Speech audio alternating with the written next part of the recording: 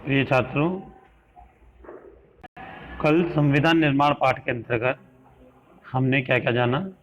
हमने जाना भारतीय संविधान के विषय में, संविधान किसे कहते हैं, संविधान की ज़रूरत क्यों होती है। इसके अलावा हमने दक्षिण अफ्रीका में लोकतांत्रिक संविधान के विषय में बात की थी, रंग भेद के विषय में बात की थी। ठीक है जी, तो ये सारी बातें हमने कल की। अब बात करते हैं हम अगले हेडिंग की, भारतीय संविधान का निर्माण। तो शुरू करते हैं। जब भारत के संविधान के निर्माण की आवश्यकता महसूस हुई, उस समय देश हमारा गुलाम था।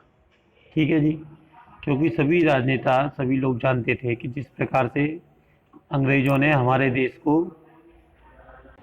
जो गुलाम बनाया था, वो विभिन्न विभिन्न राज्यों के शासन से बनाया था। और अंग्रेजों ने जिस समय हमारे देश को उन्होंने स्वतंत्र किया या आज़ाद किया, उस समय भी उन्होंने विभिन्न रियासतों को स्वतंत्र कर दिया कि आप चाहें तो भारत में रहें, चाहें तो इसका विभाजन जो हुआ था पाकिस्तान में रहें, चाहें तो किसी अन्य अपनी अलग स्वतंत्र रियासत का निर्माण कर लें। तो जिस समय देश आज़ाद हुआ, देश की आज़ादी के समक्ष हमारे समक्ष तीन मुख्य चुनौतियाँ थीं।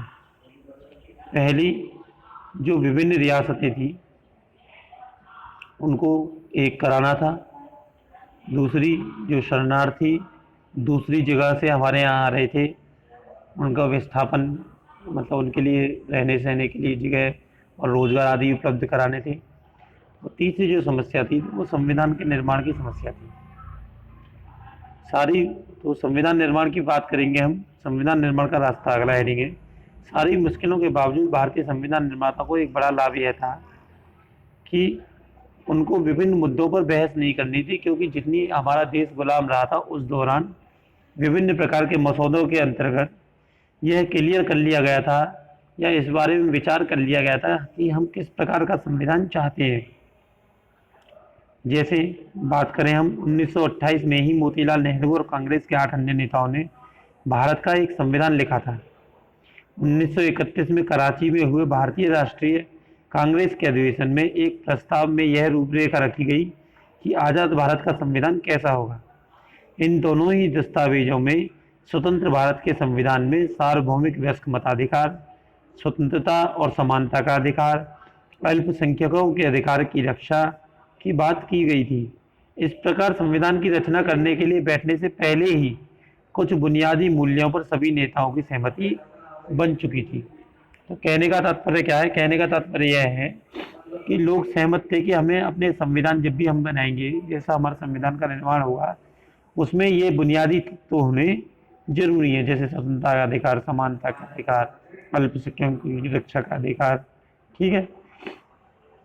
तो औपनिवेशिक शासन की राजनीतिक संस्थाओं और व्यवस्थाओं को जानने समझने में भी, नई राजनीतिक संस्थाओं का स्वरूप तय करने में भी इससे मदद मिली। अंग्रेजी हुकूमत ने बहुत कम लोगों को वोट का अधिकार दिया था। इसके आधार पर अंग्रेजों ने जिस विधायिका का गठन किया वह बहुत कमजोर थी। 1937 के बाद पूरे ब्रिटिश शासन वाले भारत में प्रादेशिक असेंबलियों में चुनाव कराए गए। इसमें बनी सरकारें पूरी तरह से लोकतांत्रिक नहीं थी। क्योंकि लोकतांत्रिक क्यों नहीं थी? क्योंकि इसमें सभी लोगों को वोट देने का अधिकार नहीं था। पर विधानसभाओं में जाने, वहाँ पे काम कैसे होता है, इस चीज़ का अनुभव देने का काम हमको अंग्रेजों ने कर दिया। इसके अलावा 1935 में अंग्रेजों ने एक भारत सरकार का अधिनियम नाम से कानून बनाया था।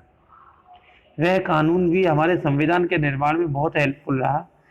हमारे संविधान में कई सारी धाराएं उस कानून से जस की तस रख ली गई हैं, बिल्कुल ज्यों की त्यों रख ली गई।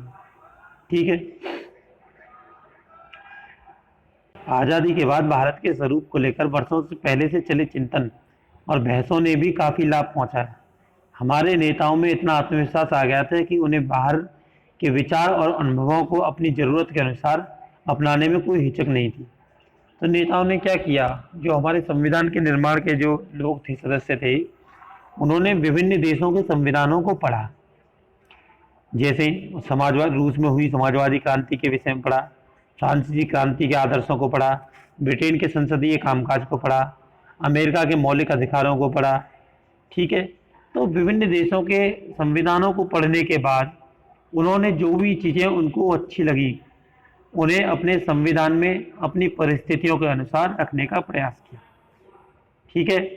और जो चीज़ें उन्हें अच्छी नहीं लगी उनको उन्होंने अपने देश की मतलब परिस्थितियों के अकॉर्डिंग जो फिट नहीं बैठी बातें उनको अपने संविधान में नहीं रखा।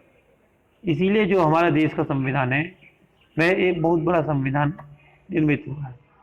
ठीक है, बात करते हैं अगला हेडिंग संविधान सभा। तो संविधान सभा के विषय में कल की वीडियो में बात करेंगे। धन्यवाद।